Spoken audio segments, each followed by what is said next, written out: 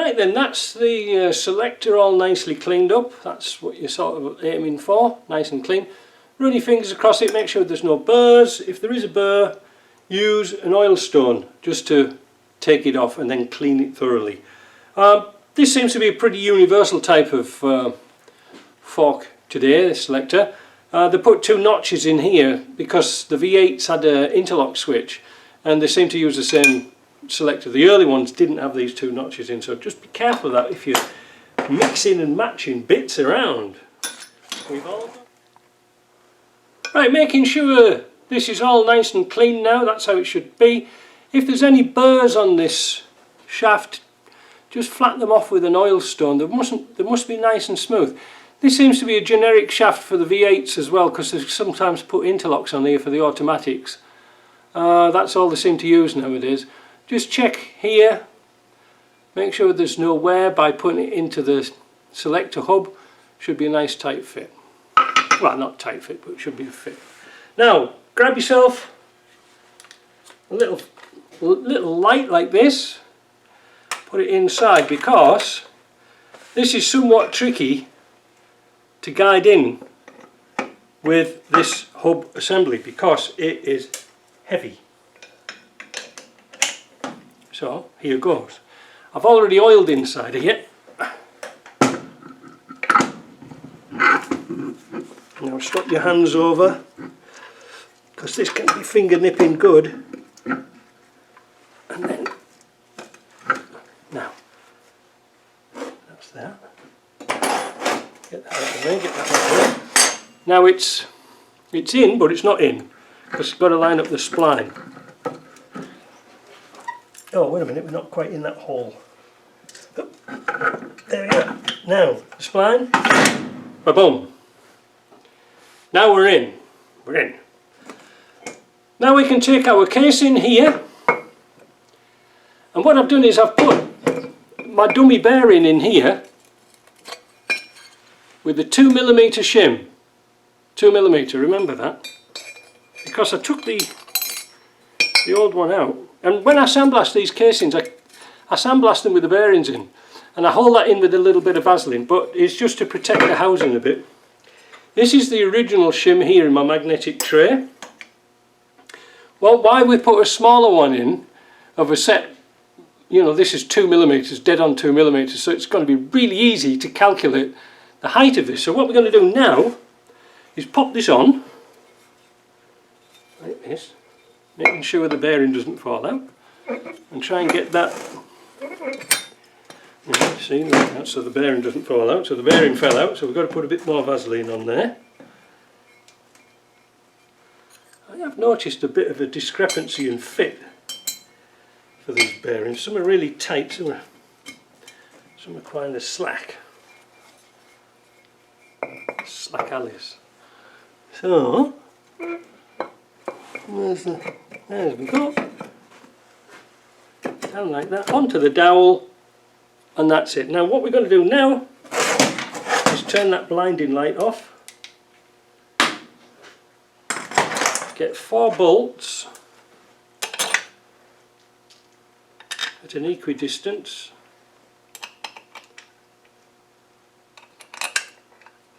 And we're going to just nip them down a little bit.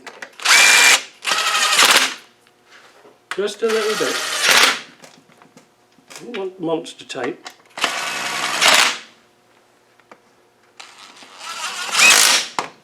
Now, we're going to grab ourselves a shaft here, drop that in. The next thing we're going to do is set up my height gauge off here. Gauge. Right, I'm going to screw it into this top hole here. Now I have actually ordered a better setup for this, and it's actually on its road today, so I might have to redo this again just to show you if it's a good one or a bad one. I see a lot of stuff on Amazon and I think, oh, that's a good idea, but when I get here it's rubbish. The one I've got one once before, which was like a, I don't know, it was like a snake. That was horrible, you just had to look at it and it was out. But this, I like the rigid setups better. Right, so tighten that up, and then we get our ball ready. We need a ball. I'll show you that in a minute. Right, before you lose your ball, a little bit of Vaseline on the top, because no doubt they'll pop off. Put the ball on. Why do we use a ball? Well, if you're not exactly 100% on the top, it will be constantly round as it goes around. You'll see what I mean. Some of you older guys know about this. And bring your gauge down so it's right smack in the middle. Lock this up, or as near the middle you can get. There we go. And you just make sure this diff turns. You can see it turning, eh? So let's turn this on. Zero it. We're going to do it in millimeters. And when we turn this, we get very little discrepancy. We'll turn it to get it settled down, because even though I've just zeroed it, we're still 0.2 millimeter. 0.02 millimeter. 0.02 millimeter. 0.05 millimeter is 2,000th of an inch. All right. So now it's okay. Next thing, we're going to get a bar. And we're going to lift up the gauge. We're going to lift up the gear. There's 0. And then we can 5. So it needs 10. So it was 2. It was 2 in there. What was this original shim?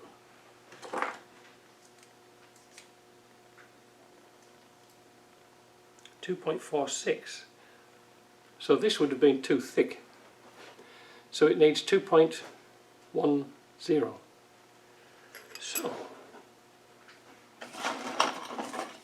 we have a selection of shims. 0.56. We want a really thin bugger.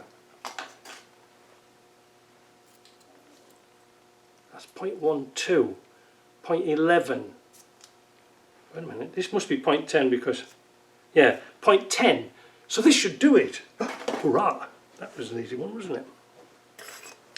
Like I say, with the kit it comes with a selection of shims. I haven't opened that packet yet, but I've used my own, so it's the same difference. But I'm going to just double and triple check that, and then because it seems too good to be true.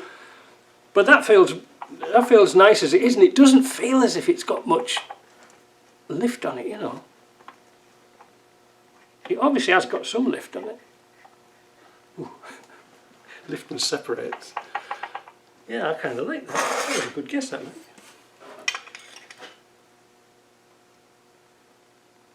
Yeah, 0.5. So now, this is the beauty about my setup here. Now you can't see this, obviously, because it's a secret. But this is what I like about it.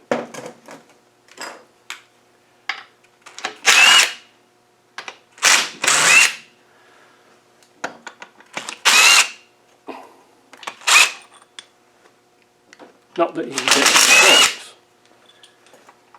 This is why I like it on this stand. Because you can now take off this and not disturb your settings. Isn't that the coolest of things? Yeah, no, we can leave that in there. So now we can take out that shim, that bearing race,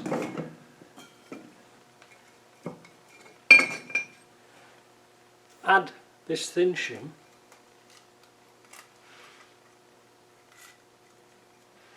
put this back in with the dummy bearing again. It's all sort of messing about just to make sure it's absolutely right, you know, and then pop it back on again. Again, this is the tricky bit, getting this in here. You can probably understand why I put a bit of grease on that ball.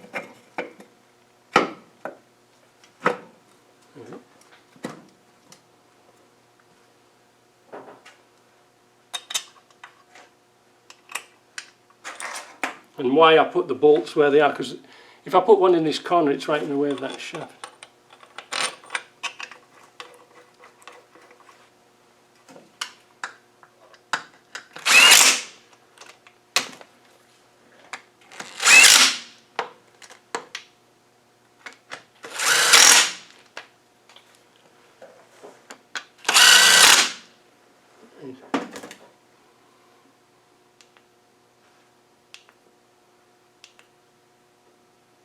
Zero that, and we shouldn't have any lift at all.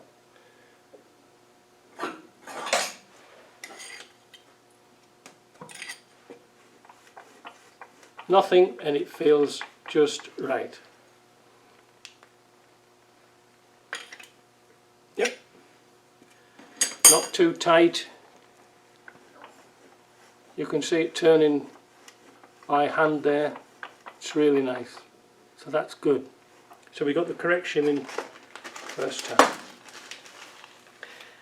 Always start off with the shim smaller than the one you took out, or if you don't know what it is, start with a fixed one like a 2mm, because then you're sort of easier to work out the difference. So if it's 2mm and the gauge is showing a 5mm, you would need 2.05 plus 0.05mm preload, so 210. Easy, isn't it?